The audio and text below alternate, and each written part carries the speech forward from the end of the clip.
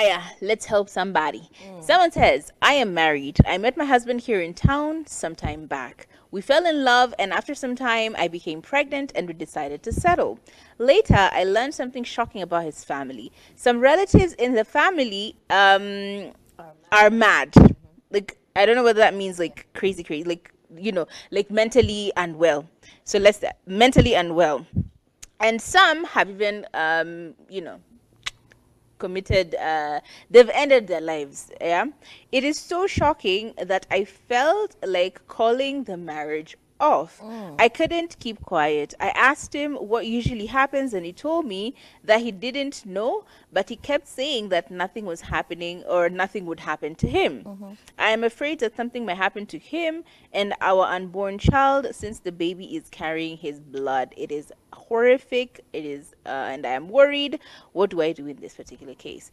Like, first of all, that's kind of scary. And yes, some of these mental health issues, just like dementia and Alzheimer's, some of these things, once you are in a family that has that DNA, that in their DNA, you are susceptible to actually having mental health issues being passed on through the genes, right? So I think the first most important thing is not assuming that your husband is either, mentally unwell or is going to end their lives. It is important for you to actually go and sit down with a mental health expert, get them evaluated. Let's just start from there. Instead of like jumping ship and you're like, apana, kukwao, apana. Just go with him to a mental health facility. Let this person get evaluated. Figure out whether or not they actually are mentally unwell or they have predispositions to it, and how to manage it or mitigate it or stop it from actually happening. Because sometimes it's just a trigger away. So find out what the triggers are, if there are any. Let's just speak to someone who's a specialist in this mental health matters. Number 2, once your baby is actually born, you can also still get evaluations for this child. Get scans of their brain, try and figure out if there's anything that you can do.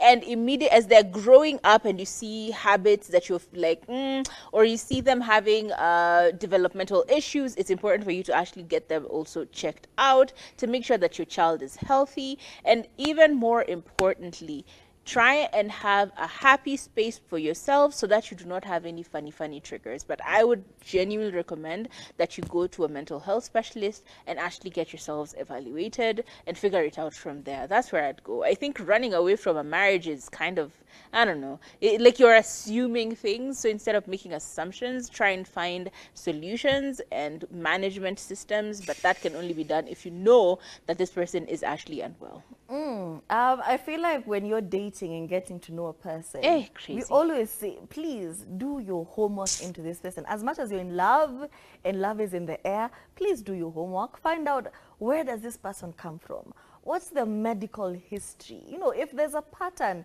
and this is something you've actually realized, you have realized that in their family history, there's a pattern of mental disorder. There's a pattern of suicide. So that's very alarming.